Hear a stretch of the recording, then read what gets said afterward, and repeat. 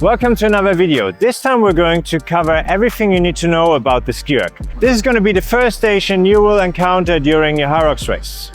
You will learn everything you need to know about setup, technique and sequencing, training and power development for the Skierg, and also some additional tips and tricks. Let's start with the drag factor. If you have no idea what that is, make sure to go to this video first to check out our explanation in the rowing tutorial on the drag factor, and then come back to this one so you understand what we're talking about. So now that you know what the drag factor is, where should it be for the Skierg? On the row, we use much larger muscle groups to put force into the flywheel than we do on the Skierg.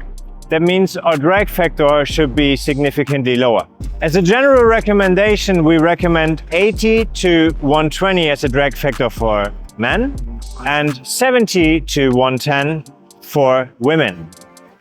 As always, this requires some experimentation, and you want to play around a bit with your machine to find what works for you the best.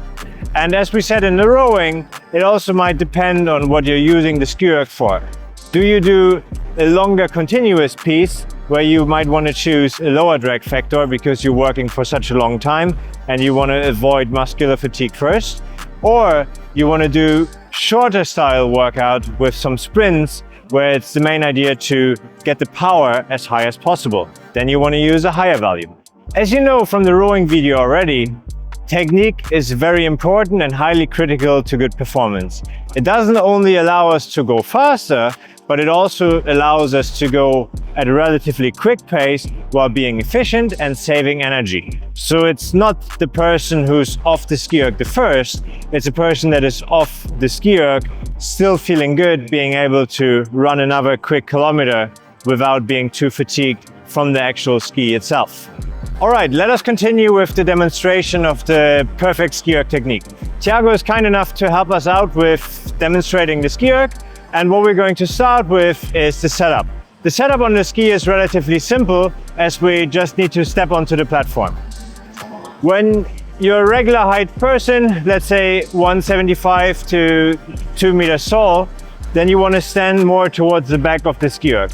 If you're shorter than 175, we would usually recommend that you step a bit closer towards the front. And if you're much taller, we would recommend that you stand more towards the back. But in essence, this is how we want to place ourselves in relation to the Skierg.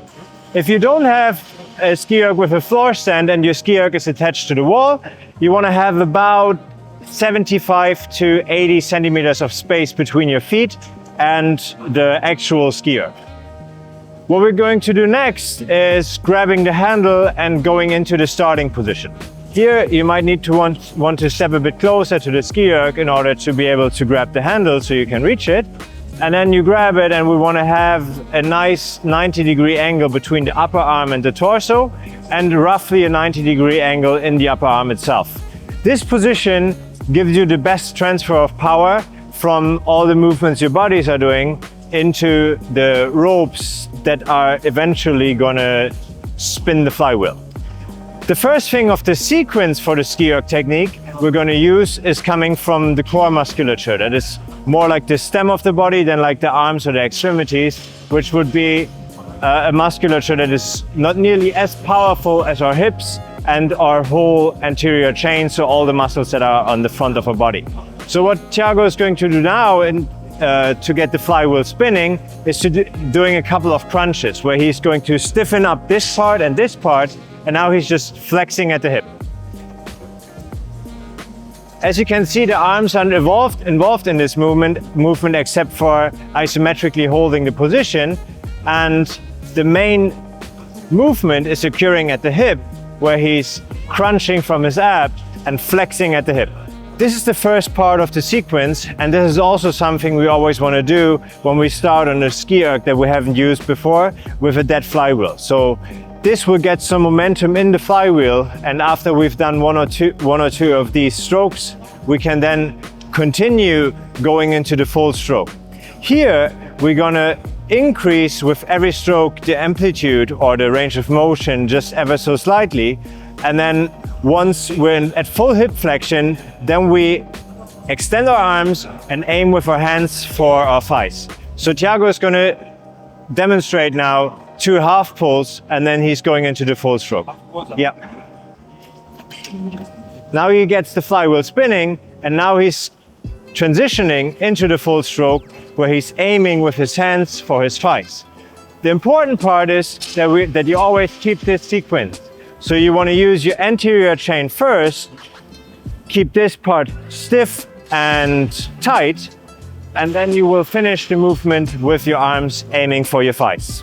So depending on the distance you have to cover on the Skierg or the intensity you want to go at, you might want to utilize different stroke rates.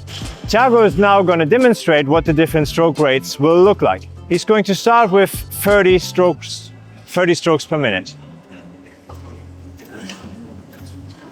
For the Skierg, 30 strokes per minute is a relatively slow stroke rate, and this is something we would use for a longer piece. So if you have a long continuous Skierg interval you're doing, then you would use a stroke rate from 30 to maybe 35. Now he's going to increase his stroke rate to 40 strokes per minute.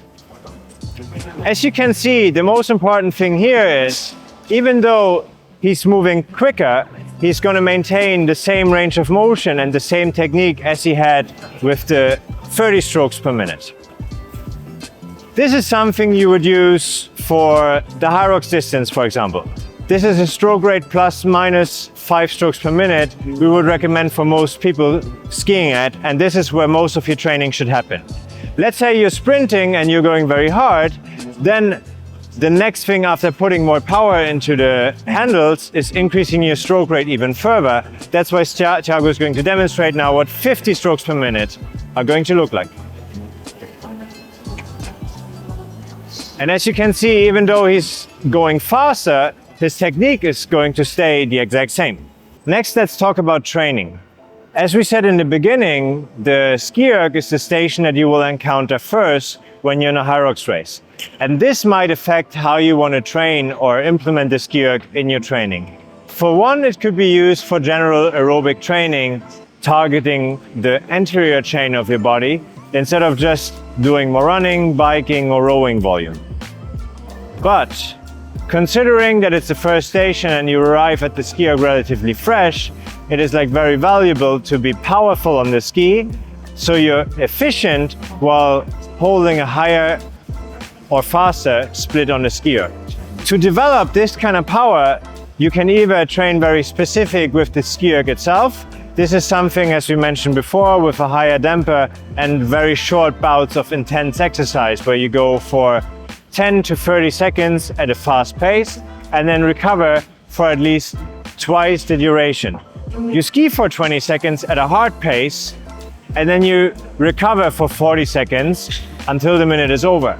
And then the next minute you're going to repeat this exact same sequence, and you're going to do this for a total of 10 rounds or 10 minutes. If you want to progress this particular style of interval training, you could either increase the intensity from session to session, or you could add on more rounds. For the work bouts, we recommend working with an RPE of 8, maybe to 9. And if you're not familiar with the concept of RPE, we have you covered. There's a video you will find up here that will teach you everything you need to know.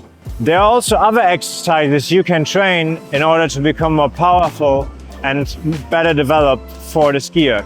And this is everything that targets active hip flexion. This could be something like a slam ball, where you put a weight above your head and then throw it with as much force and velocity to the floor as possible, or something like a GHD sit-up, or even a banded GHD sit-up that allows us to add resistance to a movement where we mostly use hip flexion. Let's finish talking about some strategy for your next HYROX race. We briefly mentioned this before, but the Skierg is going to be a trap. You don't want to be going too hard so that it affects your next run.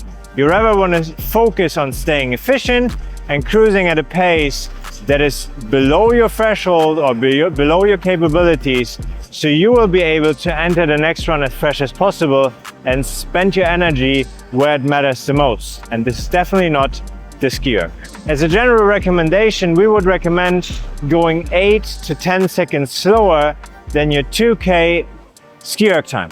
That is everything you need to know about the Skierg. If you have any questions, let us know down below in the comments, or check the description for our HYROX program if you want to get better at the Skierg or HYROX in general.